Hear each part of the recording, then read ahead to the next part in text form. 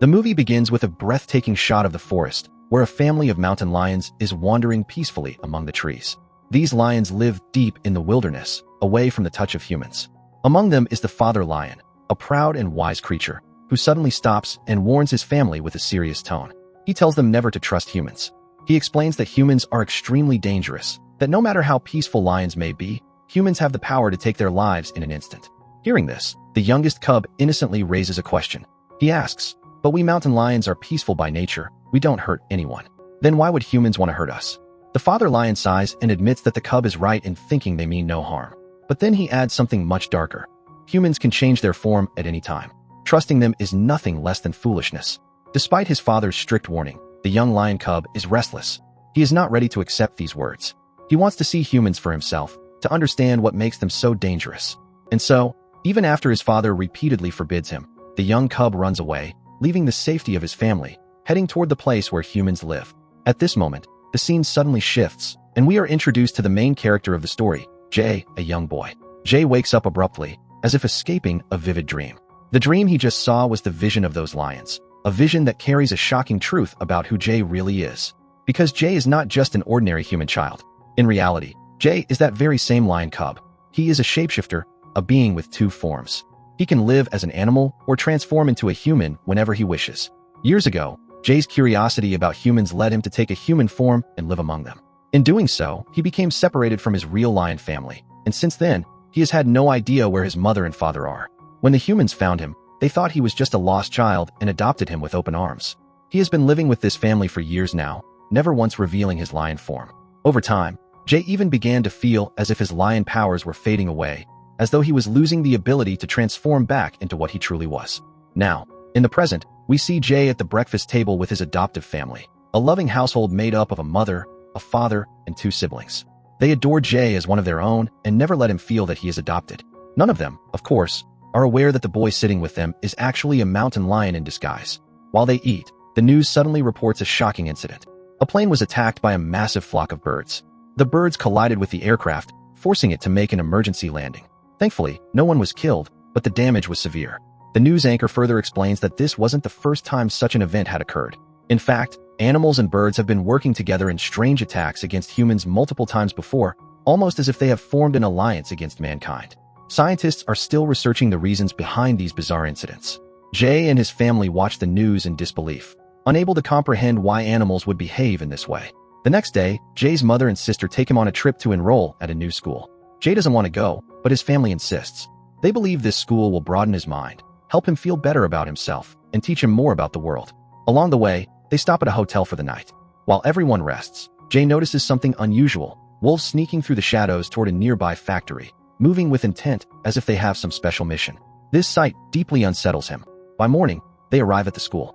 The mentor of the institution warmly welcomes Jay and his family. She reassures Jay's mother, telling her that there is nothing to worry about, that Jay will change for the better here.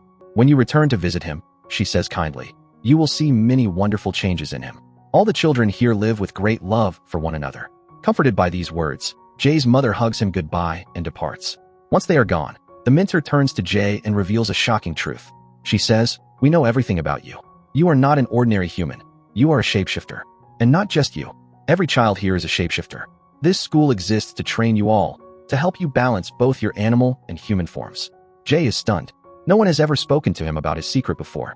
The mentor then asks him directly, "So tell me, which animal are you?" After a pause, Jay admits, "I am a mountain lion." Hearing this, the mentor freezes in shock. For the first time ever, a lion has stepped into their school. She is thrilled, but also nervous. Smiling, she says, "Everyone here will love you. Come, let me introduce you to the others." Jay is brought into a hall where other students are waiting. They all greet him warmly, except for one, Jeffrey, a wolf. Jeffrey scowls at Jay, furious at the sight of a lion. He snarls, "What is a lion doing here?" For years, Jeffrey has ruled the school as the strongest animal, the leader among the students. But now, with the arrival of a lion, the natural king of beasts, he feels threatened. In his rage, he challenges Jay and even tries to fight him, but the other students quickly break it up. The mentor then takes Jay to meet Andrew, the owner of the school. Andrew himself is a shapeshifter, and not just any shapeshifter, but a lion as well. He is overjoyed to see Jay, another of his kind. With a gentle smile, Andrew asks Jay, "Do you know where your real mother and father are? How did you come to live with humans for so long?" Jay, with sadness in his voice, explains everything. That as a cub he ran away against his father's warnings, and since then, he has lost track of his family. He admits that he hasn't been able to transform into a lion for many years and feels as though he has lost his power entirely. Andrew nods thoughtfully. That is why you are here, he says. To rediscover your strength and reclaim who you truly are. You will see how much stronger you can become. Later, the mentor shows Jay to his room. His roommate turns out to be a cheerful squirrel girl who quickly befriends him. In this school, predators and prey live side by side. Dangerous hunters and gentle herbivores sharing the same space. Fighting is strictly forbidden outside of class. Everyone is expected to live in peace. The squirrel girl happily takes Jay to his first class in the forest, joined by her friend, an elk with magnificent antlers. Here, their teacher instructs them on how to control their transformations. To demonstrate, the teacher calls on Jay, the new student, asking him to reveal his animal form. Jay tries, but after so many years, he cannot transform. The mentor encourages him, telling him to close his eyes and picture himself with his family in the forest. As he does this, Jay sees a vision of his father lion guiding him. Suddenly, with a surge of emotion, he transforms into his lion form. The students cheer in excitement as Jay finally embraces his true self. Inspired, the rest of the children also shift into their animal forms, running joyfully through the forest together. After class, Jay meets another roommate, a strong and friendly bison. The three of them, Jay, the squirrel, and the bison, quickly become close friends. But in the canteen, Jay witnesses Jeffrey and his wolf gang bullying weaker students. Anger flares inside him. He confronts Jeffrey, warning him that such behavior goes against the principles of the school. Jeffrey sneers, mocking him. So now the lion will lecture me? We are 5 wolves. Don't mess with us, or we will eat you alive. The tension escalates as they prepare to fight, but a teacher intervenes, warning both of them that if they fight outside the training grounds again, they will be punished. The next day, the students gather for their combat training class. Here, fights are allowed, but only under strict rules. No lethal attacks, no killing, only practice. The teacher first pits a strong bear girl against Jay's roommate, the bison. Despite fighting bravely, the bison loses. Now it is Jay's turn to face the bear girl. He struggles, unable to transform into his lion form, until Andrew arrives with a small bundle. He hands it to Jay, saying, "Smell this." Inside is soil from the mountains. The moment Jay inhales it, memories of his homeland and family flood back, and in an instant, he transforms into a majestic lion. With his newfound strength, he defeats the bear girl in combat. Andrew praises him, telling Jay to keep the soil with him. This will help you remember who you are. And from now on, I will train you personally. Will you accept? Jay, thrilled at the chance to be trained by a senior lion, agrees eagerly. But peace does not last. Later that day, Jeffrey approaches Jay again, burning with resentment. The last time we couldn't fight, he growls. But tonight, I'll be waiting for you in the forest. If you have the courage, come. Jay's pride is wounded. He cannot bear the idea of a wolf challenging a lion, the king of animals. In anger, he accepts the duel, determined to teach Jeffrey a lesson. That night, Jay heads into the forest with his friends, ready for the fight. But to his shock, he discovers that Jeffrey has not come alone. Instead of a fair one-on-one duel, Jeffrey has brought his entire pack. 4 wolves circle around Jay, their eyes glowing in the darkness. Now, the lone lion is surrounded, attacked from all sides by the ruthless wolves that at the beginning. Jay fights the wolves with great courage, but as the battle drags on, his strength and confidence begin to fade. Just as his life is about to be in grave danger, his friend suddenly transforms into a mighty bison. Charging forward with immense power, he clashes with the wolves, attacking them ferociously and driving them away, ultimately saving Jay's life. The next day, Andrew takes Jay out for a drive. While they are on the road, Andrew says, "Jay, I know everything about what happened between you and Jeffrey last night. But you must remember, you are a lion. You are capable of defeating the wolves without anyone's help. You shouldn't have to rely on a bison." Jay, still tired from the fight, responds, "I did fight with all I had, but it was very hard to defeat all 4 of them together." Andrew looks at him firmly and replies, "That does not matter. You will become stronger and more perfect with time. This is just the beginning. One day, not just 4, even if 10 wolves stand before you, you will defeat them with ease. But to reach that point, you must work hard." After saying this, Andrew drops Jay back at school. The mentor soon arrives and cautions Andrew. "If you continue giving too much importance to Jay, it will negatively affect the other children. We should treat everyone equally." Andrew, however, refuses to back down. "Jay is special," he insists. "He must feel special too. I will make him feel valued, and I will give him special training." With that, Andrew leaves. Meanwhile, because of the fight between Jeffrey, his friends, and Jay outside the classroom, all of them are punished and made to work in the kitchen. But during this punishment, an elk girl secretly takes Jay into the forest where the school council is holding a meeting. She whispers to him, "These people are planning to harm humans. You must have already heard about animals and birds attacking humans recently. All those incidents were done by them, so humans would be harmed just like hunters harm animals. As she explains, a bird suddenly swoops down from the sky. To Jay's shock, the bird transforms into none other than the Minter, revealing that she too is part of this council. Jay is stunned, unable to believe his eyes. The following day, Andrew takes Jay deep into the forest to train him. He teaches Jay the art of hunting. After some practice, Jay manages to bring down his very first prey, and his heart fills with joy and pride. That night, while wandering near the outskirts, Jay once again spots Jeffrey and his friends sneaking toward the factory. Curious, he follows them silently, wanting to know what they are up to. The wolves scare off the guards and rush inside. Just as they begin damaging the factory's wires, Jeffrey notices Jay spying on them. Furious, he shouts, "So you're spying on us? How dare you keep an eye on me? This time you're finished. No one will come to rescue you." Before the fight can break out, Andrew suddenly appears and stops them. "Leave quickly," he warns Jeffrey. "If we stay here any longer, we might get caught." Hearing this, Jay realizes that Jeffrey has been acting under Andrew's orders all along. Confused and restless, he follows Andrew, who says, "Come with me, Jay. I will tell you everything." At his house, Andrew begins to reveal the truth. "Jay, once upon a time, we animals did not hate humans. But now, everything has changed. That factory has destroyed almost half the forest. They cut down trees mercilessly and built a factory that releases deadly chemicals. Do you know how many innocent animals have died because of this? Humans don't care about the environment or about us, the animals who live here. My wife and daughter, they were killed by humans. And for what crime?